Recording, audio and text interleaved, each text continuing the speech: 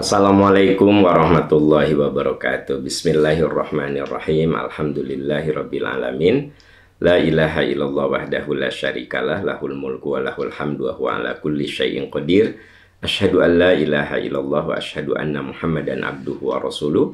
Allahumma shalli ala Muhammad wa ala ali Muhammad kama shallaita ala Ibrahim wa ala ali Ibrahim fil alamina innaka Hamidum Majid. Alhamdulillah sahabat percikan iman yang Allah muliakan, dengan izin Allah Subhanahu wa Ta'ala, dengan takdirnya hari ini kita awali dengan kasus yang pertama. Assalamualaikum Ustadz. Waalaikumsalam warahmatullah. Ustadz, semoga selalu sehat juga jamaah. Apakah ada ibadah khusus dalam menyambut satu Muharram? Ada sebagian yang merayakan dengan pawai obor, zikir. Apakah ada contohnya hal seperti itu? Mohon penjelasan. Pertama, ya. Dalam kehidupan sosial, ada yang kita sebut sebagai kearifan lokal. Ada yang kita sebut sebagai syariah, gitu.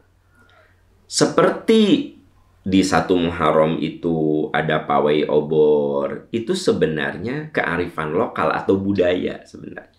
Di setiap negara punya budaya yang berbeda-beda. Nah, di Indonesia salah satunya pawai obor gitu. Kalau itu hanya bagian dari budaya, sebenarnya nggak masalah. Ya nggak? Itu kan budaya saja gitu loh. Itu kita sebut sebagai kearifan lokal gitu. Persis seperti halnya mudik. Mudik itu kearifan lokal. Kenapa? Udah nggak ada contohnya dari Nabi. Lebaran itu mudik. Nggak ada kan? Nggak ada contohnya dari Nabi. Lebaran itu bikin ketupat. Ketupat itu di Indonesia. Kalau di Timur Tengah mah bukan ketupat. Nah, itu namanya kearifan lokal. Nah, jadi dengan demikian, sahabat percikan iman, kalau di satu Muharram ada sebuah, sebut sajalah, perayaan ya. Ada pawai obor, ada apa lagi? Budaya-budaya tertentu. Nah, itu saya melihatnya selama tidak diyakini sebagai syariat, ya tidak apa-apa, itu namanya kearifan lokal. Ya, mirip seperti apa? Seperti mudik. Mirip seperti apa coba? Walimatus safar. Coba Anda perhatikan, ada gitu dalilnya. Orang mau ibadah haji, ngundang teman, tetangga, terus ada pengajian, ada ceramah. Ada nggak dalilnya? Nggak ada. Itu kearifan lokal. Boleh kita lakukan. Selama tidak bertentangan dengan nilai-nilai agama, ya nggak apa-apa gitu loh. Nah, jadi seperti pawai obor, itu saya lihat sebagai kearifan lokal. Atau misalnya walimatus safar, walimah khitanan. Coba ada gitu dalil kalau kita mengkhitan anak, itu ada undang-undang, kita ngundang-undang teman kita, ada walimah, ada pesta gitu. Ada gitu dalilnya? Nggak ada. Jadi walimah khitanan nggak ada dalilnya. Walimah safar haji nggak ada dalilnya. Pawai obor nggak ada dalilnya. Tapi itu suatu yang kita sebut sebagai kearifan lokal. Mudik nggak ada dalilnya. Bikin ketupat di hari Lebaran nggak ada dalilnya. Gitu ya. Nah, jadi teman-teman, ketika kita berbicara tentang agama, ada dua. Ada wilayah budaya, ya, kita sebut sebagai kearifan lokal. Ada syariat. Nah, kalau di satu Muharram itu ada sholat satu Muharram, puasa satu Muharram, zikir satu Muharram. Nah, itu sudah kaitannya dengan ritual. Kalau kaitannya dengan ritual, maka kita harus melihat apa yang dilakukan Nabi Shallallahu Alaihi Wasallam. Nabi bersabda bahwa man amila amalan laisa alaihi amruna fahuwa raddun. Siapa yang membuat satu amalan-amalan yang tidak dicontohkan, mohon maaf tanpa mengurangi rasa hormat, sholat satu Muharram, itu kan nggak ada dalilnya, ya. Ritual itu, zikir satu Muharram, itu kan nggak ada dalilnya, ya, gitu. Karena itu kategorinya sudah ritual, sudah syariat. Nah, kalau udah syariat, harus ada dalil, gitu loh. Jadi tanpa mengurangi rasa hormat, ritual-ritual seperti sholat, saum. Nah, kalau kita mau saum bukan satu Muharram, nanti 9, 10 Muharram, Tasu'a, Asyura. Nah, kalau itu ada dalil, ya. Ada yang sekarang ini saum satu Muharram. Ini nggak ada dalilnya, gitu. Tidak ada dalilnya. Kecuali kalau satu Muharram itu jatuhnya hari Senin atau jatuhnya hari Kamis, lalu Anda niatnya saum Senin. Jatuh satu Muharram, ya nggak apa-apa. Bukan saum satu Muharram, tapi saum Senin. Hanya jatuhnya di satu Muharram. Tapi menyengaja puasa satu Muharram, sholat satu Muharram, zikir wirid satu Muharram, ya, tanpa mengurangi rasa hormat, ini butuh dalil. Begitu. Ya, nah kalau pawai obor itu mah ada budaya gitu. Nah, kemudian berkembang dengan bagaimana Ustadz kalau ada tabligh akbar satu Muharram. Nah, itu kan momentum saja, ya. Ini hari libur, ya udah lagi ada pada di rumah, udahlah di RT di RW ngadain tabligh akbar. Itu kan momentum saja, mirip seperti Isra Mi'raj. Nggak ada ritual Isra Mi'raj. Tapi kalau misalnya ada majelis taklim, ya, supaya ada apa namanya, ada magnet. Wah, ini pengajian satu Muharram. Itu momentum sebenarnya. Di kantor-kantor kan akhirnya ada acara menyambut satu Muharram. Kalau menurut saya itu kan cuma momentum saja gitu loh. Momentum, kalau cuma momentum itu sama dengan yang saya bilang tadi, kearifan lokal. Coba Anda datang ke sejumlah negara Islam, sebut sajalah di Saudi, di Bahrain, di mana, di Uni Emirat gitu. Memang ada gitu pengajian satu Muharram gitu loh. Ya, itu kan budaya saja. Jadi kita tuh jangan langsung segala sesuatu itu kita katakan bid'ah. Jadi bid'ah itu kalau sudah kaitannya dengan ritual gitu loh. Ya, seperti yang saya bilang tadi. Sholat satu Muharram, puasa satu Muharram, wirid satu Muharram. Tak itu mah memang bid'ah karena sudah kaitannya dengan ritual, ya. Tapi kalau ya pengajian umum bertepatan dengan satu Muharram, kalau menurut saya nggak masalah. Atau di satu Muharram teh ada lomba-lomba, lomba azan supaya anak-anak tuh bersemangat berazan, ya. Lomba hafalan Quran supaya anak-anak lebih giat untuk menghafalkan Quran. Bahkan ada lomba maraton di awal Muharram itu. Lomba masak ibu-ibu pas satu Muharram. Kan itu lebih ke momentum. Itu kan bukan ritual, itu kearifan lokal. Nah, untuk hal seperti ini tentu tanpa mengurangi rasa hormat, menurut hemat saya itu tidak ada masalah gitu, ya. Tidak ada masalah. Wallahu a'lam bishawab. Wallahu a'lam bishawab. Ya, kita beralih ke pertanyaan berikutnya. Assalamualaikum Ustadz. Waalaikumsalam. Semoga Ustadz selalu sehat walafiat, juga jamaah percikan iman. Amin ya robbal alamin. Ya. Pak, apakah kalau seorang melakukan keburukan atau dosa, itu karena memang Allah menghendaki? Misalnya ada orang tidak mau sholat, orang Islam tidak mau sholat. Apakah itu karena kehendak Allah? Nah, ya. Inilah saudara-saudara sekalian, kekeliruan terbesar gitu ya. Jadi kalau kenapa kamu nggak mau sholat? Habis dah aku mah ku Allah tidak digerakkan untuk sholat gitu. Kenapa kamu tidak puasa? Nggak tahu ya, aku tuh tidak dikasih hati gitu untuk berpuasa. Nah, Bapak Ibu, yuk kita buka beberapa ayat ya. Misalnya di surat Ar-Ra'd, Allah berfirman, "Innallaha la yughayyiru ma biqaumin hatta yughayyiru ma bi anfusihim." Allah tidak akan mengubah kondisi seseorang kecuali orang itu mau berubah gitu loh. Jadi manusia itu oleh Allah diberi suatu kebebasan untuk menentukan jalan hidupnya. Saya pola hidup sehat bisa, pola hidup tidak sehat bisa, balik ke saya gitu. Ya nggak sih? Saya mau boros bisa, saya mau hemat bisa, ya. Jadi intinya kita punya kuasa untuk menentukan langkah hidup kita. Innallaha la yughayyiru ma biqaumin hatta yughayyiru ma bi anfusihim. Allah tidak akan mengubah kondisi satu kaum kecuali mereka diberi kebebasan untuk mengubah dirinya. Itu Ar-Ra'd ayat 11. Di surat Hud ayat 15 ya.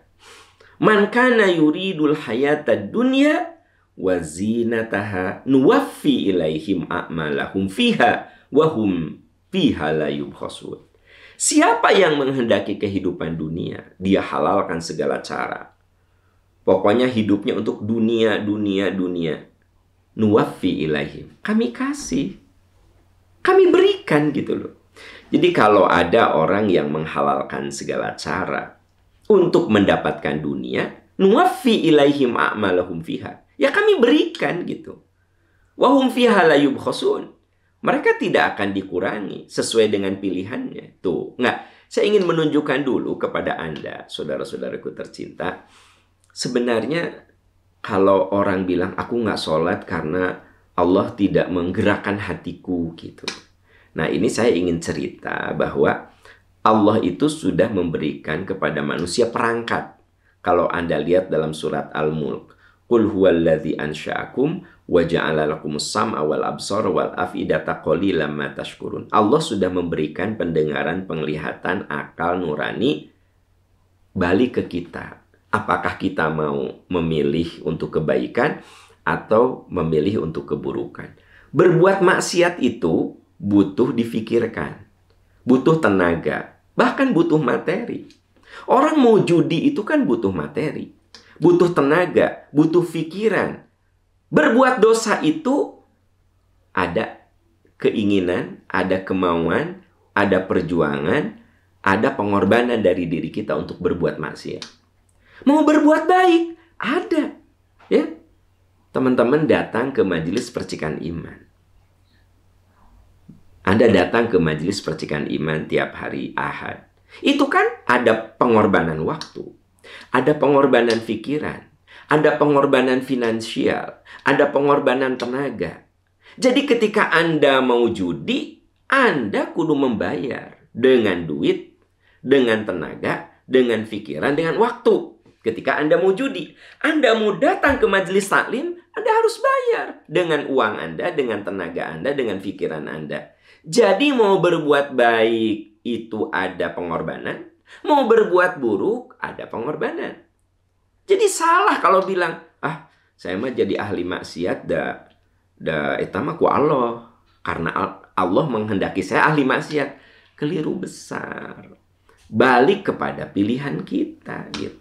Man kana yuridul hayatad dunya wa zinataha nuwaffi ilaihim. Kalau orientasi kamu hanya untuk dunia, dunia, dunia, aku kasih gitu loh, ya. Nah, lalu di dalam surat yang lain, Ali Imran ayat 145 ya.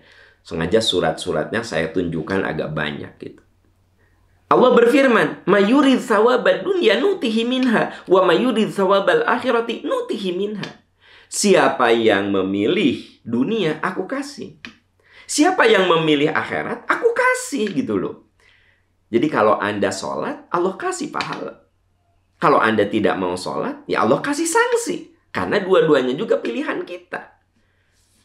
Biasanya memang ada yang namanya hilah syaitonia. Kalau suami Anda disuruh diajak sholat, ayah sholat atau nggak tahu ya ayah teh kayaknya nggak dapet hidayah deh, gitu loh, ya. Jadi dia malas sholat itu alasannya nggak dapat hidayah. Padahal sholat dan tidak sholat itu kaitannya dengan pilihan kita. Dengan akal, nurani, ya, tenaga. Balik ke kita gitu loh.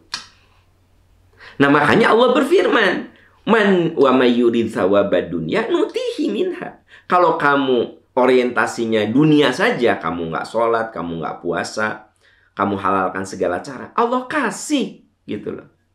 Wa may yurid thawabal akhirah nu'ti minha.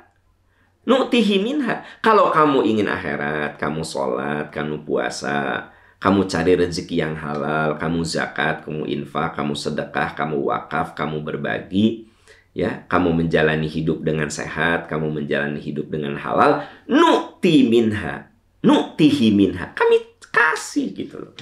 Jadi saudara-saudaraku sekalian, sungguh pemikiran yang menyesatkan ketika ada yang bilang, saya mah ahli maksiat itu ya karena nggak dikasih hidayah. Padahal maksiat dan tidak maksiat, soleh atau kufur itu pilihan kita. Nah, ini dikuatkan dengan surat Al-Baqarah 256. La ikraha fiddin. Tidak ada paksaan. Qad tabayyana rusydu minal ghayy. Sungguh yang benar dan salah itu nyata. Jadi firman Allah, tidak ada paksaan. Kamu mau sholat mangga, kamu mau tidak sholat juga silahkan. Kamu jadi ahli ibadah silahkan, kamu jadi ahli maksiat juga silahkan. Kita mau menghalalkan segala cara silahkan, kita mau ikut aturan juga silahkan. Qad tabayyana rusydu minal ghayy. Semua ada konsekuensinya. Ya nggak? Saya kerja asal-asalan, konsekuensinya dipecat. Itu kan pilihan saya. Jadi jangan, kenapa kamu dipecat? Ya ini mah udah takdir. Takdir bagaimana? Pekerjaan tidak dilaksanakan. Amanah pekerjaan dilalaikan. Datang ngasal. Ya gitu.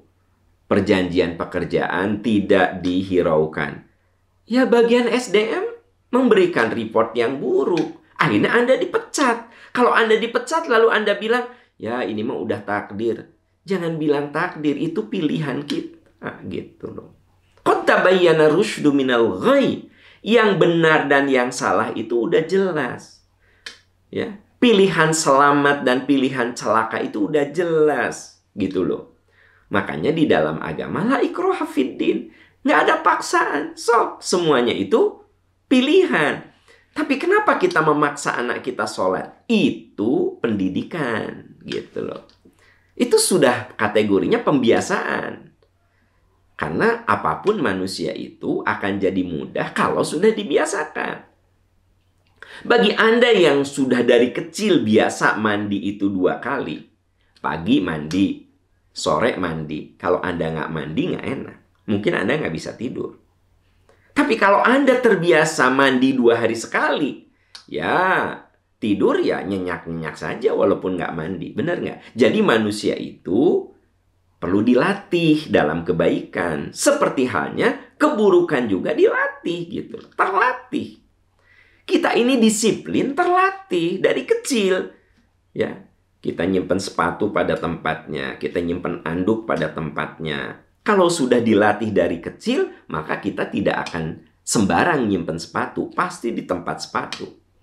Karena kita sudah dilatih dari kecil. Kalau habis mandi, nggak mungkin si anduk itu kita simpen di kasur. Pasti digantungkan di tempatnya. Ya, ibu-ibu ada nggak yang suaminya kalau udah mandi itu si anduk disimpan di kasur? Tahu nggak? Karena dari kecil tidak dididik untuk nyimpen anduk pada tempatnya. Ya nggak sih? Nah gitu. Jadi sebenarnya manusia itu butuh latihan, butuh pembiasaan. Jadi kalau kita memaksa anak kita sholat, memaksa anak kita puasa, itu dilatih gitu. Nanti setelah dia balik, setelah dia dewasa, setelah dia berkeluarga, itu balik kepada pilihannya nanti. Nah makanya qad tabayyana rusydu minal ghayy. Tugas kita itu membiasakan anak cucu kita, generasi kita dalam kebaikan gitu. Ya, sehingga dia nyaman dalam kebaikan. Ada orang yang kalau belum sholat itu nggak nyaman. Karena dia terbiasa sholat. Tapi ada orang yang tidak sholat tuh baik-baik saja. Ya kan gitu. Bahkan sholat itu beban. Nah jadi pilihan-pilihan itu juga balik kepada pembiasaan-pembiasaan yang kita terima dari kecil gitu loh ya. Nah makanya Nabi mengatakan muru auladakum bis shalah. Suruh anak-anakmu, biasakan anak-anakmu sholat sejak dini gitu loh.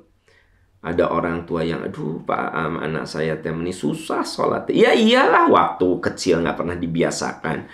Begitu udah kuliah baru disuruh sholat. Dia tidak punya habit untuk itu gitu. Ya, oke. Jadi dari ayat-ayat yang saya sampaikan jelaslah bahwa sebenarnya jadi orang baik itu pilihan kita. Jadi orang disiplin itu pilihan kita.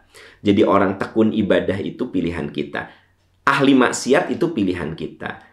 Lalai ibadah pilihan kita, ya. Hidup tidak sehat pilihan kita, gitu. Jadi semua itu kembali kepada pilihan-pilihan yang Allah berikan kepada kita. Innallaha la yughayyiru ma biqaumin hatta yughayyiru ma bi anfusihim. Allah tidak akan mengubah keadaan seseorang kecuali sesuai pilihannya.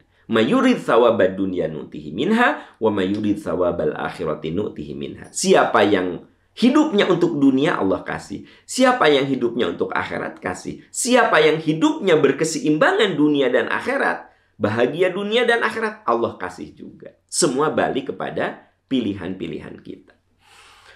Wallahu a'lam bissawab. Wallahu a'lam bissawab. Ya, kita beralih ke pertanyaan berikut. Assalamualaikum Ustaz. Waalaikumsalam warahmatullahi. Semoga selalu dalam keberkahan Allah. Amin, amin, ya rabbal alamin. Ustadz mau bertanya, di hari Jumat kan kita disunnahkan baca surat Al-Mulk, surat Al-Kahfi. Lalu setelah itu melanjutkan ke surat Quran yang dibaca tiap hari atau bagaimana Ustadz? Ya, oke. Ada beberapa hadis yang menjelaskan tentang keutamaan surat, ya. Misalnya tentang surat Al-Kahfi. Walaupun hadis tentang keutamaan membaca surat Al-Kahfi itu tidak ada yang sahih, paling tinggi hasan ya gitu. Kalau kita lihat gitu. An Qatadata an Abbas ibn al-Jushami an Abi Hurairah ani Nabi sallallahu alaihi wasallam. Abu Hurairah mengatakan, Inna suratan minal Qur'an, sesungguhnya di antara surat dari Al-Quran itu thalathuna ayatan.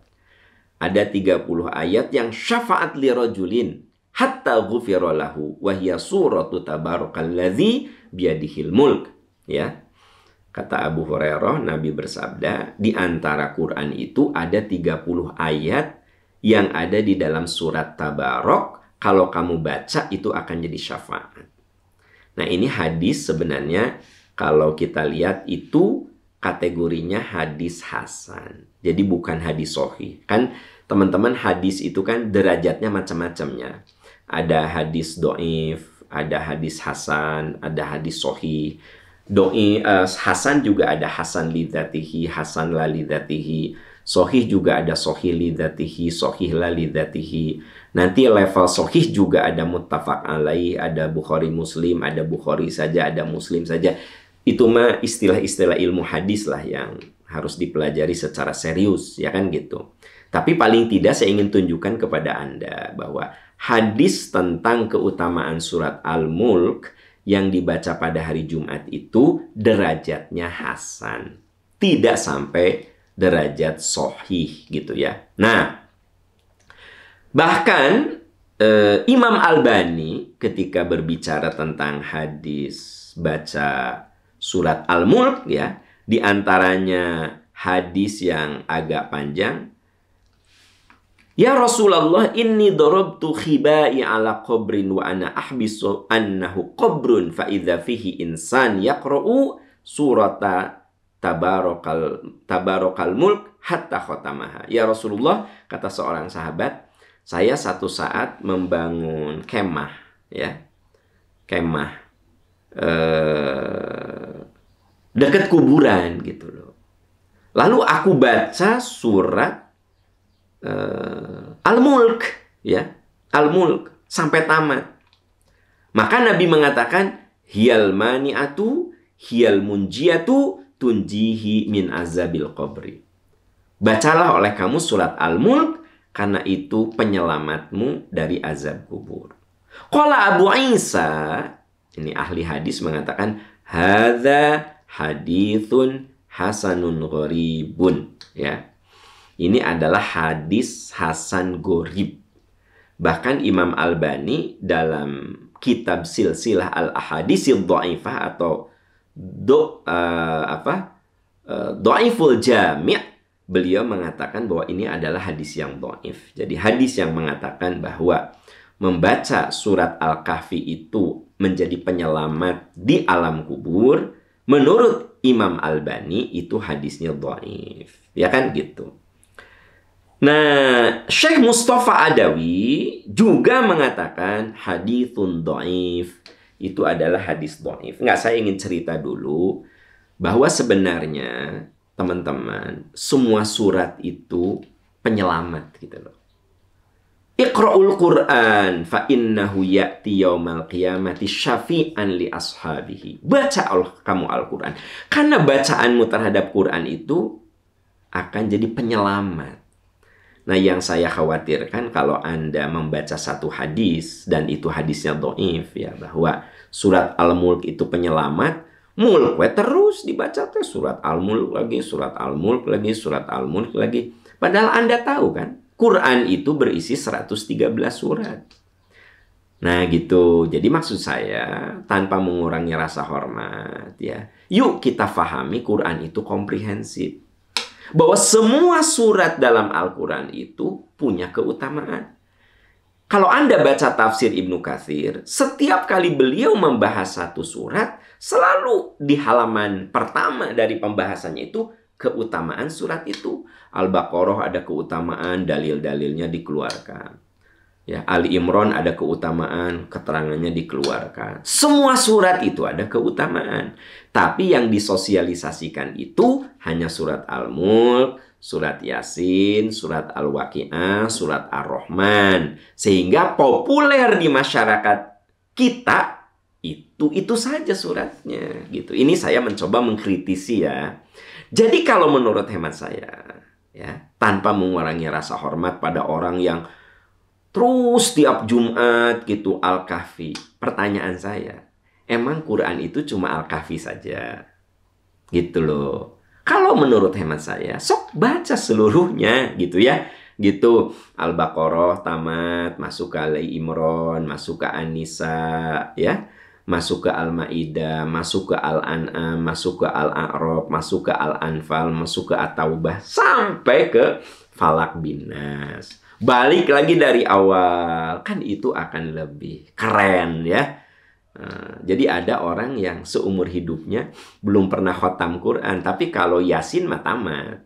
Al-Mulk oke, tamat. Dah tiap Al-Kahfi dah tiap hari Jumat, malam Jumat. Al-Kahfi tamat, Al-Mulk tamat, Yasin iya, Al-Waqi'ah iya, Ar-Rahman iya. 5 surat ya, berkutat di situ aja kan. Surat yang lain dilupakan. Nah, jadi saya sebenarnya mengkritisi dulu ya. Jadi kan kita kadang-kadang harus mengkritisi apa yang kita lakukan gitu. Ya tentu saya mengatakan begini tanpa mengurangi rasa hormat saya. Anda yang sudah terbiasa baca Al-Mulk silakan. Anda yang biasa surat Yasin silakan. Semua itu firman Allah. Tapi please saya mohon jangan Anda pikir Quran itu hanya itu-itu saja gitu. Yang namanya Quran itu penyelamat. Bukan hanya surat-surat itu saja. Seluruh isi Quran. Hadza bayanul linnas wa hudaw wa mau'idhatul lil muttaqin. Kan jelas itu. Hadza bayanul linnas. Quran itu pencerahan bagi seluruh manusia. Hudan petunjuk. Wa mau'idhah nasihat. Nah gitu. Jadi saya ingin mengevaluasi ulang gitu. Bahwa karena kita sudah terbiasa dengan doktrin-doktrin surat tertentu. Sehingga favorit kita ya itu gitu loh. Ya. Nah, tolong Anda jangan salah memahami seolah-olah saya mengatakan bahwa itu jelek. Enggak jelek. Ya gitu. Saya cuma mengatakan, yuk cara berpikir kita dibenerin. Paradigma berpikir kita itu jangan hanya 5 surat saja. Gitu. Sampai di Quran yang 30 juz itu leceknya, kalau dibuka Quran tuh leceknya, si lembaran itu leceknya di mana? Al-Mulk, Al-Waqi'ah, Yasin, Al-Kahfi, Ar-Rahman. Yang lainnya nggak ada lecek-leceknya. Rapi semuanya. Gitu. Ya, yuk, sob. Mari kita fahami Quran itu bayanul linnas. Seluruh isi Quran itu petunjuk. Wahudan, pembimbing. Wa mau'idhah, nasihat. Nah gitu. Karena ada yang gini, Ustadz, saya kalau Quran teh dibaca saya mah tidak memfokuskan hari Jumat Al-Kahfi, hari malam hari Jumat Al-Mulk, hari Jumat Yasin. Saya mah semua itu yang bagus, saya bilang. Itu yang bagus. Anda baca semuanya gitu loh. Kita nggak usah gitu membeda-bedakan satu. Makanya saya sampaikan hadis tentang baca surat Al-Mulk pada khususon, itu menurut Imam Albani itu hadisnya dhaif gitu loh. Dan ada riwayat lain, ada 4 hadis tentang hal ini, semuanya itu hasan. Tidak sampai derajat sahih. Bahkan ada yang dhaif gitu loh. Tapi karena sosialisasinya, jadi maksud saya bukan salah Anda baca Quran hari Jumat Kahfi, Anda tidak salah gitu. Tapi jangan khususon itu, please, semuanya gitu. Ya, Anda boleh setuju dengan saya, boleh juga tidak. Tapi saya memandang bahwa Quran itu semuanya juga punya keutamaan. Nggak usah kita beda-bedakan. Semuanya firman Allah, semuanya wahyu, semuanya mukjizat. Kenapa kita membeda-bedakan gitu loh? Ya, itu saja sih sebenarnya yang saya kritisi. Itu saja gitu. Wallahu a'lam bissawab. Wallahu a'lam bissawab. Ya, kita beralih ke pertanyaan berikutnya. Assalamualaikum Ustadz. Waalaikumsalam. Semoga Ustadz beserta keluarga percikan iman berkah. Mohon izin Ustadz, Hari Raya Idul Adha tahun ini ada beda, ada 2 versi. Terus nanti puasa Muharramnya gimana Ustadz? Nah, tadi sudah saya sampaikan bahwa untuk metode ru'yat, ya, bulan Zulhijjahnya untuk metode ru'yat itu 29. Kalau metode hisab, bulan Zulhijjahnya 30 hari. Berarti yang menggunakan metode hisab, metode ru'yat sama, seragam hari ini tuh 1 Muharram. Berarti Anda nggak usah bingung. Nanti 9, 10 Muharramnya puasa bareng-bareng gitu. Ya, teman-teman sekalian. Ya. Bapak, Ibu, sahabat-sahabat sekalian, ya. Kita beralih ke pertanyaan berikutnya. Assalamualaikum Ustadz. Waalaikumsalam warahmatullahi wabarakatuh.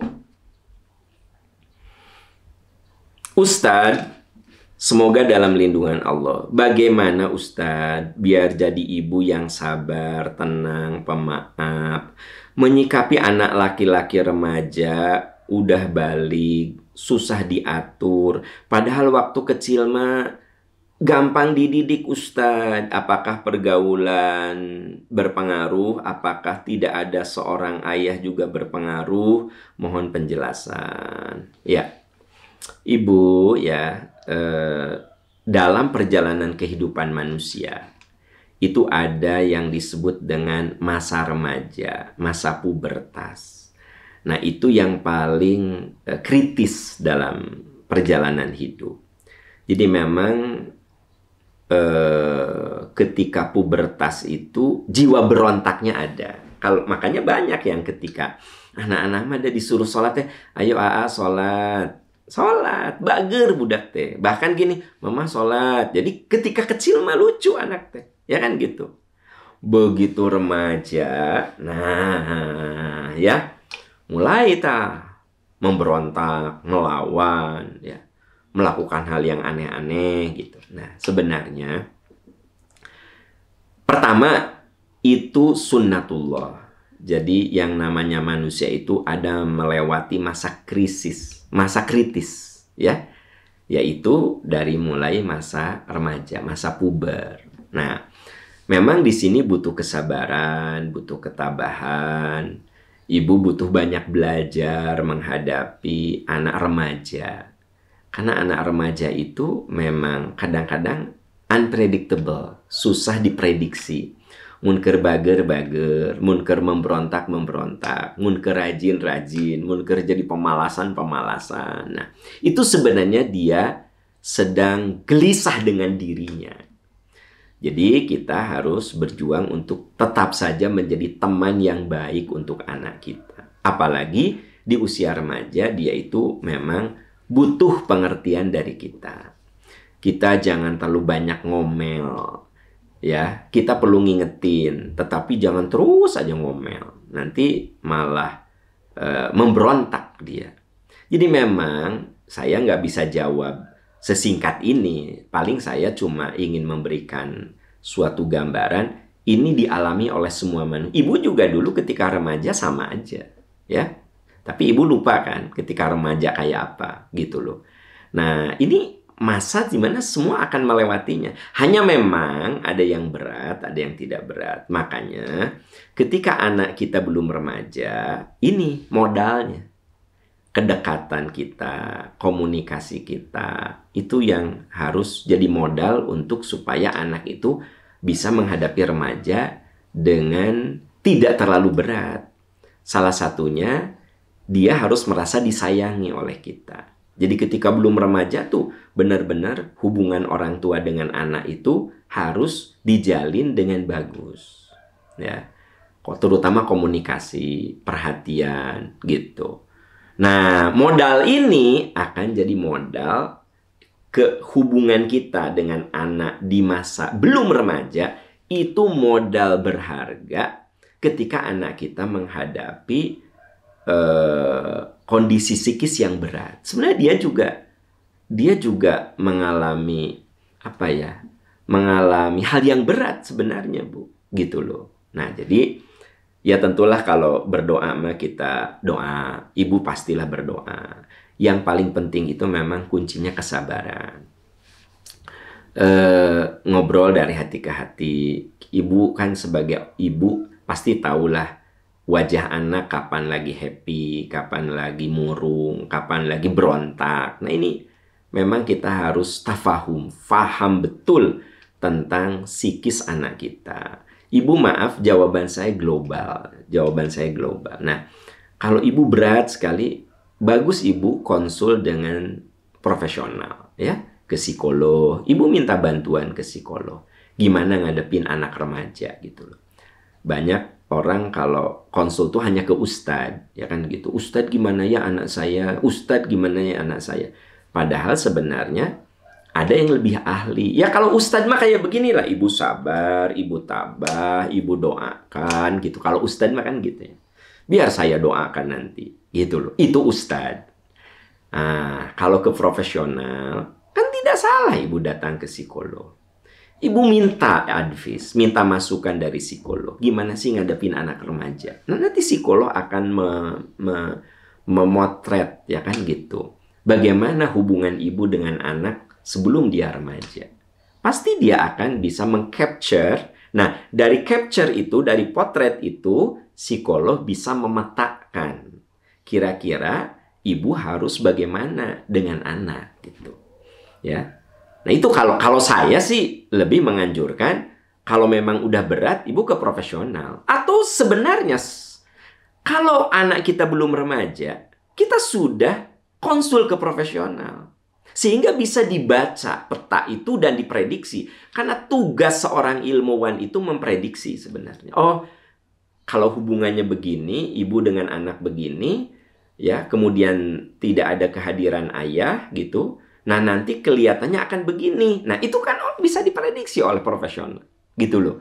Jadi kalau saya seringkali melihat Kalau ada masalah dengan suami, masalah dengan anak, masalah dengan istri, ya, masalah hubungan keluarga, itu pasti Kak Ustadz gitu loh. Padahal mungkin ada yang lebih bagus ke profesional. Ya, saya tidak mengatakan Ustadz itu tidak penting ya gitu. Itu lebih ke memberikan motivasi sebenarnya. Ya saya kalau ditanya gini kan ngasih motivasi. Ya Bu, yang sabar, tabah. Ibu dekatkan diri kepada Allah gitu kan. Tapi bagaimana on detail ya Ibu berbuat, itu kan saya tidak tahu anak Ibu karakternya seperti apa. Iya nggak? Bahkan kalau saya ngomong jadi salah. Karena boleh jadi kasusnya beda. Gitu loh. Maka Ibu konsul ke profesional, ke psikolog. Bu, cerita. Nah, nanti beliau memetakan. Beliau nanti ngasih advice, ngasih arahan. Dan itu spesifik. Kasusnya anak Ibu. Setiap orang itu punya kasus yang beda-beda. Coba Bapak Ibu yang punya anaknya 3, 4. Masa remaja mereka kan beda-beda ya. Ada yang datar-datar saja, terkendali. Ada yang tidak terkendali. Ada yang heboh, kan beda-beda itu. Padahal anaknya besar hidup dalam satu keluarga, tapi kan beda-beda. Berarti yang namanya manusia itu unik. Manusia itu punya keunikan setiap orang. Gitu loh. Ya. Wallahu a'lam bishawab. Bapak Ibu sahabat tercinta yang Allah muliakan, nah itu yang bisa saya sampaikan. Semoga Allah menolong kita. Subhanaka Allahumma wa bihamdika asyhadu an la ilaha illa anta astaghfiruka wa atubu ilaik. Walhamdulillahirabbil alamin. Wassalamualaikum warahmatullahi wabarakatuh.